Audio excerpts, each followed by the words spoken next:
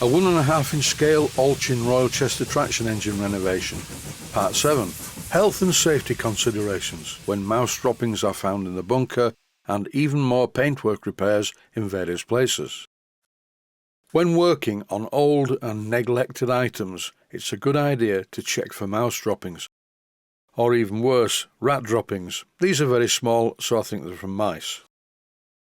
But even so, I don't want them in the bunker of the engine, so a vacuum cleaner is the first port of call, and also some of the mouse droppings are stuck underneath the wooden boards, and now they are also in the vacuum cleaner bag. While I was at it, I got rid of the overscale coal from the bunker. This coal's about the right size for coal firing the model, but some of the pieces were very overscale, as this engine is going to spend its life as a display model, occasionally run using compressed air. In no time at all, my Henry vacuum cleaner does its job, and the engine's bunker is now devoid of mouse droppings and coal. As a general health and safety rule, if you find rodent droppings on your model, you need to clean it thoroughly. I'm using alcohol hand gel. And the good news is, because not as many people are buying it, it's now very cheap.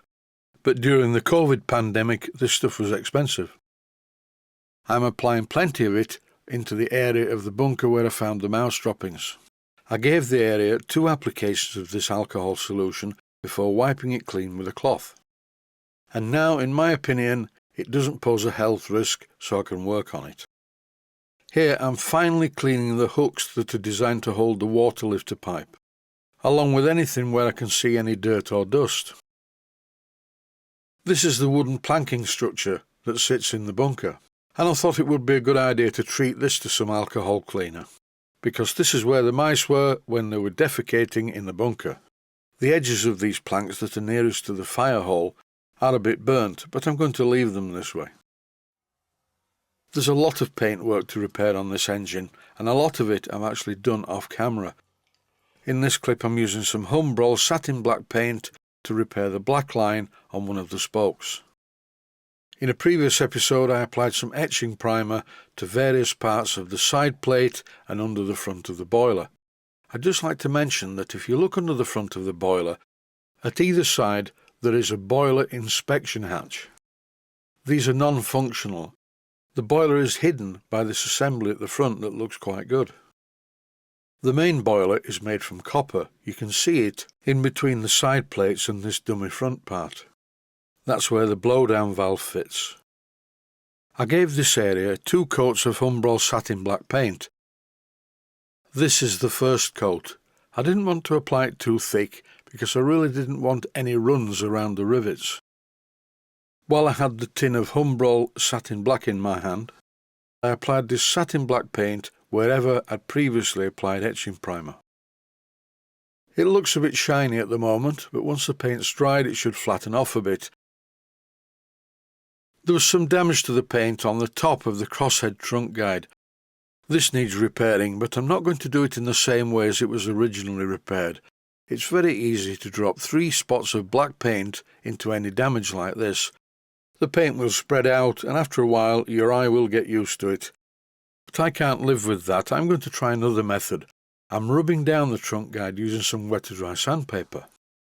And here I'm wiping away the residue using a cloth. And now, as usual, I need to apply some of this stuff. Once again I spray some of it into the aerosol cap. Then I apply this paint very carefully to any damaged areas. And when this etching primer is rubbed down again with the wet to dry sandpaper and given a top coat of satin black, it should look a lot better. No time to watch the paint drying in this episode. It's straight back to the wheel job, and once again I'm going around the edge of one of the wheels. This has taken a long time. It is, however, a job that really needed doing. The wheels were very badly damaged. In the previous episode I showed a before and after shot, but now as far as the back wheels are concerned, all of the clips from now on show the completed repair. This job really did take much longer than I anticipated. It's not a difficult job, and luckily it's in the workshop next to my kitchen, so when I'm doing other things I can quickly nip into the workshop, do some painting, and then continue doing what I was doing in the kitchen. Like making my dinner. Here I'm giving the flywheel the first coat of paint using Great Northern Railway Chocolate Brown, which is not a perfect match for what was on there, but it's near enough. Once I'd finished painting on the first coat of this chocolate brown, while I was at it I thought it would be a good idea to finish the job on my Sterling single. When I sprayed the tender frames, I don't know how it happened, but I missed 3 areas. And now's a good time to put that right.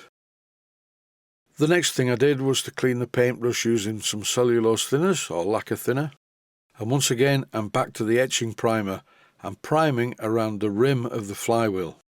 This is going to be painted white because the original white paint was quite badly damaged. I'm going to continue the painting job, but I'm not going to video it because it's too difficult to watch the viewfinder and paint at the same time. That's it for now. Stay safe, stay healthy. Thanks for watching, and I hope you found it useful. Please take the time to visit my Mainsteam Models website and click on the section of the website that says Video Playlists. And by doing that, you can find other videos that you may like to watch.